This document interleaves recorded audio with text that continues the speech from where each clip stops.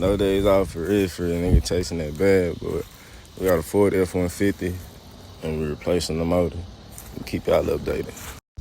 I forgot how ugly this shit look up under these Fords, man. I hate fucking with these Fords, but shit, the money good in a bitch, no cap.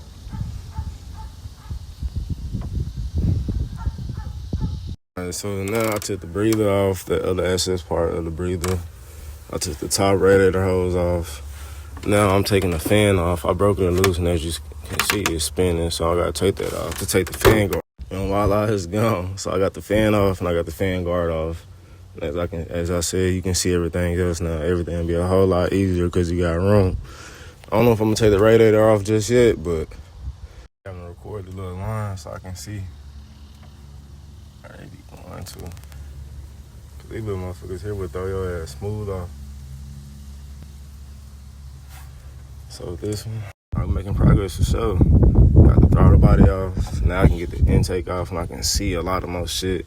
I ain't touched the alternator or the starter or anything like that because the battery's still hooked up and I ain't trying to fuck myself out. But alright, this is where we at so far. I just got the intake off. Those the injectors. This is what your gas go through into the motor. There's the intake.